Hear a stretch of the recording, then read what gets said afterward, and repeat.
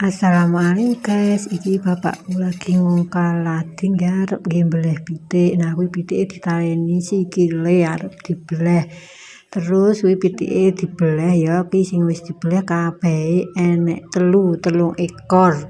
Banjur karo mbokku diwedangi cah ben penak lek mbubuti. Lah kuwi disirami karo banyu panas supaya penak lek mbubuti ya. Nah kuwi terus disirami karo banyu panas. Nah banjur lek wis disirami akeh kuwi ya sakjane lek wis bek banyune kuwi banjur dibubuti ulune. Lah kuwi diwolak-walik sik sakrunge dibubuti ben rata.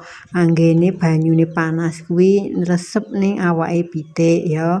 Terus kuwi diwalik-walik kuwi karo mbokku.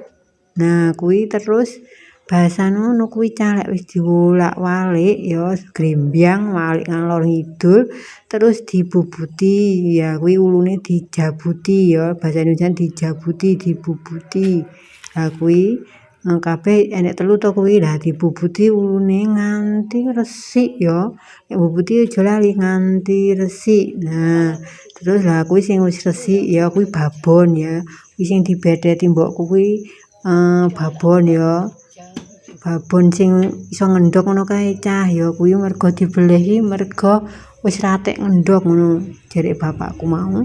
Lah kuwi diedel-edel karo mbokku dioperasi ya.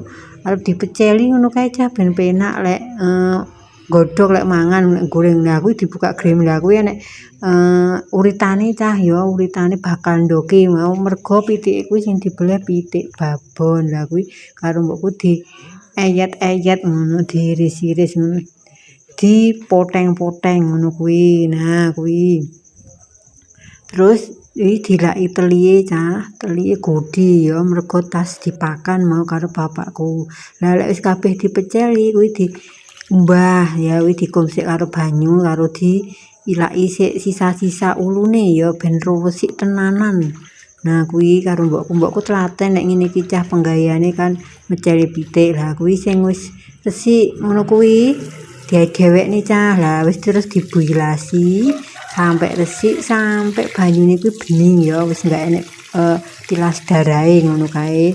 Dibilasi sampai resik bolak-balik diwolak-walik digosok-gosok ngono ki cah. Lah iki terus mbokku mbedhetine sing dara mau kan telu. Lah iki sing sik dara ngono kae sing muduk babon ya iwake sing empuk ngono jarek bapakku kuwi. Lah kuwi diedet-edet karo mbokku kuwi dipeceli ya.